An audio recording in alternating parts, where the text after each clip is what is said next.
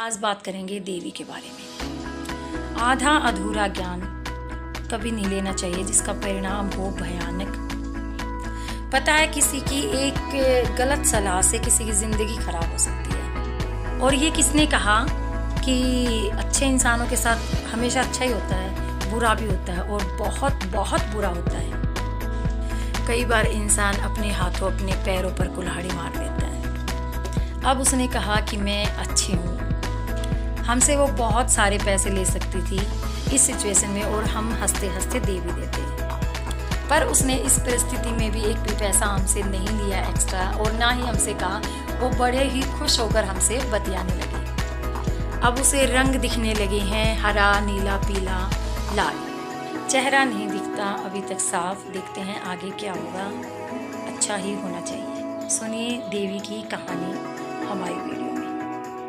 ये एक और नई वीडियो के साथ पेश हूँ आप सबके सामने और आज मैं करूँगी कुछ थोड़ी सी अपने दिल की बातें आप लोगों के साथ। कहते हैं ना कि अच्छा करते चलो तो अच्छा मिलता है। लेकिन अच्छा मिलता है, लेकिन है ना, ऐसा नहीं है कि अच्छे लोगों के साथ अच्छा ही होता है, वो बुरा भी हो जाता है। पता नहीं किन कर्मों का फल होता है और बहुत बुरा क्या बहुत बहुत बहुत बुरा हो जाता है, एक्सट्रीमली, ठीक है, जिसे कहते हैं।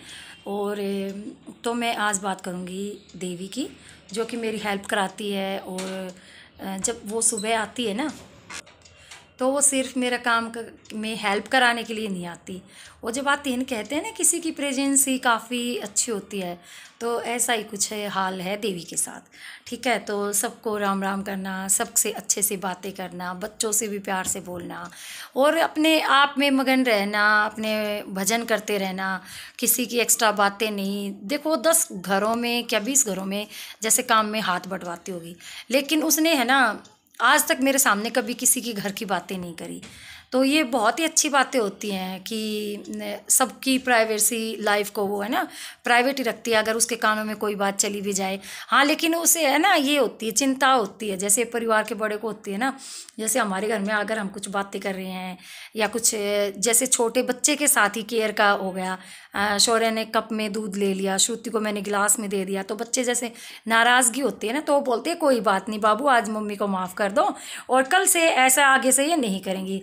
मैं और मेरे हस्बैंड भी अगर किसी बात पे आर्गूमेंट होती है तो वो एकदम से बोल पड़ते हैं। वो बोलती है कि कोई बात नहीं, चलो आज भैया जी आज माफ़ कर देते हैं दीदी को और फिर आगे से ये नहीं करेंगी। तो मतलब बातों को ना सुलझाने वाली, बहुत ही अच्छी। और तो अच्छी वो बहुत है, लेकिन उसके साथ बहुत ही बुरा हुआ अज्ञानता के कारण। देखो ज्ञान होना ना बहुत ज़रूरी होता है और ज्ञान भी सही तरीके का, ठीक है। तो जब वो छोटी हुआ करती होगी, जब उसने कुछ बातें सुनी होगी, वही कहते हैं ना आधा अधूरा ज्ञान का परिणाम जो होता है बहुत ही भयानक होता है। तो उसको था आधे अधूरे का ज्ञान और उसके कारण उसी को खुद को नुकसान हुआ, बहुत ही भारी हुआ। यूँ कि मैं आप लोगों को बता रही हूँ कि आजकल जैसे आप देख रहे हैं कि देवी नहीं आ रही, और ये बात है ना मतलब मैं अपनी लाइफ को दिखाती हूँ तो मेरी लाइफ का एक वो हिस्सा है, इसीलिए मैं आप लोगों से शेयर कर रही हूँ। ऐसे नहीं है कि कोई भी ऐसे मैं वीडियो बना रही हूँ टाइम पास के लिए। तो अगर मैं आप लोगों को अपने चैनल पर ये चीज़ें शेयर कर रही हूँ तो वो बहुत ही मेरे लिए इम्पोर्टेंट है। तो क्या हुआ कि सोसाइटी में 1.5-2 महीने के आसपास पहले उसको जब फेस्टिवल टाइम होते हैं तो शायद मुझे लग रहा है किसी के घर में सफाई करते हुए उसको थोड़ी सी चोट लग गई। क्या पता वो घर पे लगी है या वो असलियत में गिर गई है, लेकिन उसने हमें नहीं बताया। लेकिन मुझे जहाँ तक अंदाज़ा है कि उसको किसी के घर पर ही चोट लगी है, कुछ यहाँ पर आँख के बिल्कुल पास में, ठीक है। तो हम जब वो आई तो मैंने उसके लिए कुछ बेड शीट निकाल रखी थी, तो वो निकाल रखी थी तो श्रुति ने, मैंने उसको देखा नहीं और उसको पूरे फेस पे यहाँ पे ब्लडिंग हो रखी थी। 2 महीने पहले की ये बातें हैं। तो उसने मुझे अंदर आके ये नहीं बताया कि दीदी मुझे चोट लग गई है, कैसे क्या किया। तो उसने अपना पूरा दुपट्टा ढका हुआ था।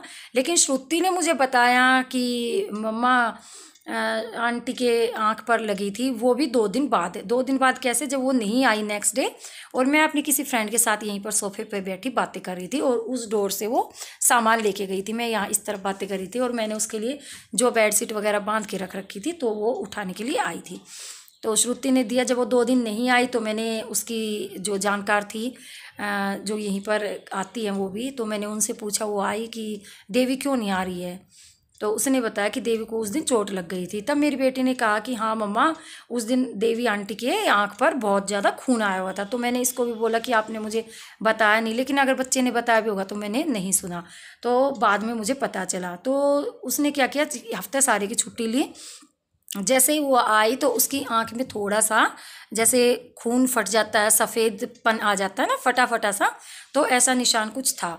तो मैंने पूछा कि देवी क्या हुआ, कैसे कैसे आंख पे क्या लगी, क्या नहीं हुआ। तो हफ्ते भर के बाद जो आई तो उसने बताया कि थोड़ा सा धुंधला मुझे दिख रहा है, लेकिन मेरी आंख पे लग गई थी। तो मैं डॉक्टर के पास गई और डॉक्टर ने मुझे दवाइयाँ दे दी। तो यहाँ तक बातें ठीक थी, वो दिन पर दिन ठीक होती जा रही थी। लेकिन वही बात अब आती है आधे अधूरे की ज्ञान की बातें। तो एक दिन अचानक से क्या होता है कि देवी घर पर नहीं आती है। तो मैंने सोचा कि उसको कल ठंड की महसूस हो रखी थी, क्योंकि ज़्यादा सफाइयाँ करती हैं, मौसम भी चेंज होता है तो हर घर में चप्पलें अलाउ करते भी नहीं हैं। लेकिन मैं तो अपना चप्पल उसे दे देती हूँ, क्योंकि पैर, नंगे पैर ठंडे बहुत होते हैं। तो वो मेरे यहाँ पे, मैं उसको डांट डांट कर पहनाती हूँ, लेकिन वो बोलती है कि मुझे आदत इसीलिए है कि हर किसी के घर में पहनना अलाउड नहीं है। तो यही बातें होती रही। तो फिर क्या हुआ कि मैंने सोचा कि उसको ठंड लग गई है इसीलिए वो नहीं आई है। लेकिन फिर वही बात हुई, वो 3 दिन के बाद आई।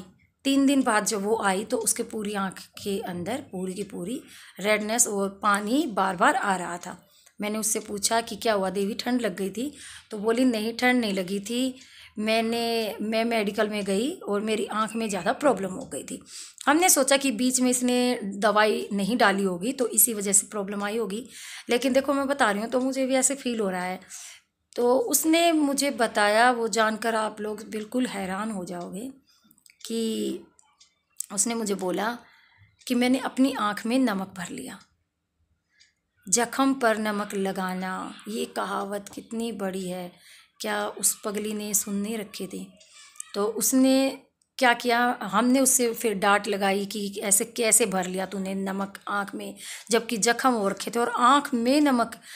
बाप रे, सुनकर भी एक मतलब भयानक दृश्य हमारी आंखों के सामने आ जाता है। और कितना पेनफुल रहा होगा उसके लिए, बहुत ही ज़्यादा।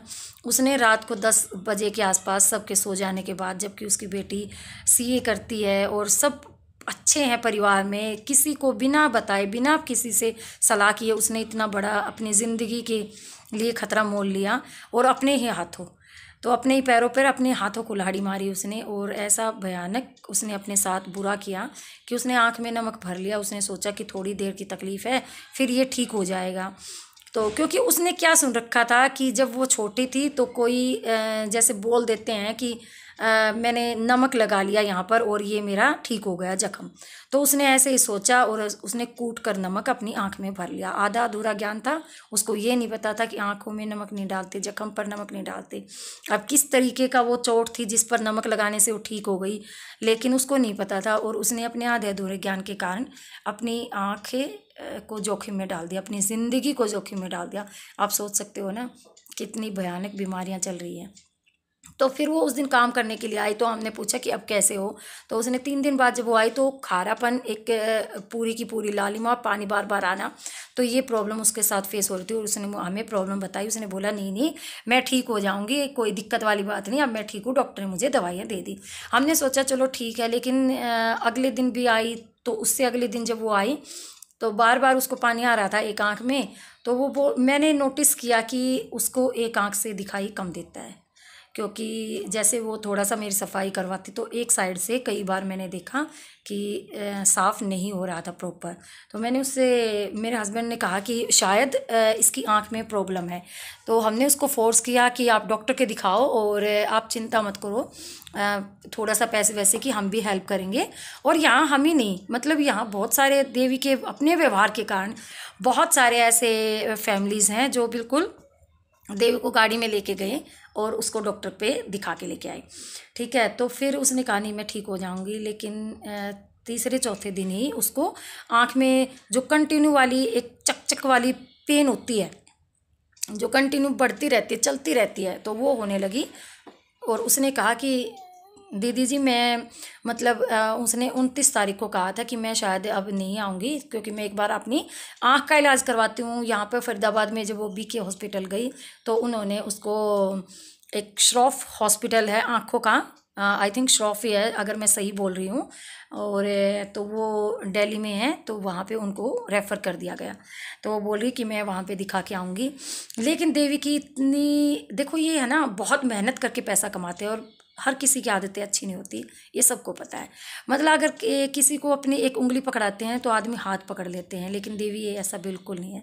हमने देवी को कहा और फैमिलीज़ ने भी देवी को कहा कि आप पैसे की चिंता मत करना। ऐसे में वो हमसे बहुत ज़्यादा पैसे ले सकती थी, कम से कम 3-3 4-4 हज़ार ले लेती तो हमें कोई फ़र्क नहीं पड़ता, हम उसको दे देते, एक धर्म का काम भी हो जाता हमारे हाथों। लेकिन उसने नहीं कहा, उसने कहा कि मेरी आंख में अभी तक कोई पैसा ऐसा नहीं लगा है और जब मुझे ज़रूरत होगी तो मैं बता दूंगी। जैसे 31 तारीख को मैंने उसके पूरे मंथ के पैसे दिए तो मैंने 1000 रुपये उसको एक्स्ट्रा दिए। तो हमने कहा कि आप ये ले जाओ और इनसे आप दवाइयाँ ले लेना, फिर आगे हमें बताना कि कैसी सिचुएशन रही है। तो कल हमने जैसे बात करी फ़ोन पे तो उसने बताया कि अब काफ़ी हद तक ठीक है और डॉक्टर ने भी उसका काफ़ी अच्छे से इलाज किया है। और एक और जो दीदी यहाँ पर रहती हैं, फ्लैट है उनका, तो वो उनको खुद गाड़ी में लेके गई थी और उनके भाई हैं वहाँ पे डॉक्टर हैं, कोई जानकार होंगे, तो उन्होंने पूरा उनको दिखाया और अच्छे से उसका इलाज चल रहा है। तो जो दूसरी आती है तो मैंने एक स्टॉल उसको दिया अब सर्दी के लिए, और एक मैंने देवी के लिए भिजवाया कि मैं देवी, फिर मैंने फ़ोन पे बात करी उसके घर पे, उसकी बेटी के उसके नंबर पर, और फिर मेरे हस्बैंड ने भी बात करी तो वो बोल रही है भैया जी मेरा बिल्कुल यहाँ पे है ना घर पे मन नहीं लगता, तो मेरा ऐसे मन हो जाता है कि मैं आप लोगों के साथ ही सबसे बातें करती रहती हूँ ना, हमसे ही नहीं बहुत सारी फैमिलियाँ जैसे मैंने बताई उसकी बहुत ही अच्छी हैं।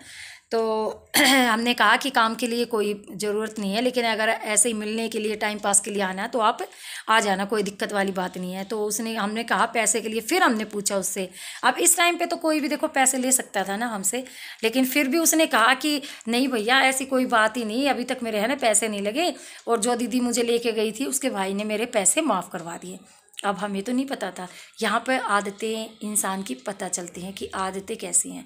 आदतें देवी की बहुत ही अच्छी हैं और मेरा पूरा वीडियो मेरी देवी को डेडिकेट है, और उसकी बस वो अच्छे से अच्छी हो जाए, क्योंकि देखो कर्म है ना, कर्म तो उसने बहुत अच्छे किए हैं, लेकिन जो ये उसको पेन मिला है पता नहीं कौन से कर्म का मिला है, लेकिन कोई नहीं, ऐसे में भी वो अच्छी हो जाएगी। नहीं तो हम सोच रहे थे कि कोई भयानक बीमारी आँख में ना हो जाए जिससे उसकी ज़िंदगी प्रॉब्लम में आ जाए, लेकिन थोड़ी सी अभी भी स्थिति जो है क्रिटिकल बनी हुई है, क्योंकि उसने बताया कि अभी भैया जी हमें दवाइयाँ दे रखी हैं, लेकिन अब क्या है, पहले दिखना बिल्कुल बंद हो गया था, अब मैं कलर की पहचान कर पाई हूँ कि ये ग्रीन कलर है, ये रेड कलर है, तो ये मैं पहचानती हूँ, लेकिन फेस मुझे अब अभी तक पूरा क्लियर नहीं दिख रहा है। तो बस यही है कि उसकी आँख बिल्कुल ठीक हो जाए, और ठीक है जब देवी आ जाएगी तो मैं आप लोगों से ज़रूर मिलूँगी उसके साथ। तो ये था मेरा आज का वीडियो, आई होप आप लोगों को पसंद आया होगा। तो आप भी अपनी ज़िंदगी में आधा अधूरा ज्ञान के आधार पर कुछ ना करें जिससे आपकी ज़िंदगी जोखिम में पड़ जाए। देवी के साथ हुआ यही, तो आप बिल्कुल ना करें। तो बस ठीक है, तो लेती हूँ आप सबसे विदा, मिलूंगी आपको नई और इंटरेस्टिंग वीडियो में देवी के साथ। अभी क्या बताओ जल्दी ही आ जाएगी, वैसे तो उसको 1 महीना 10 दिन 15 दिन 6 महीने चाहे कितना भी टाइम लगे, हमने बोला जब तू ठीक हो जाए जब आ जाना, कोई दिक्कत वाली बात ही नहीं। ठीक है, तो आप भी अपना ध्यान रखिए, बी हैप्पी, बी एक्टिव, खुश रहिए। Bye bye.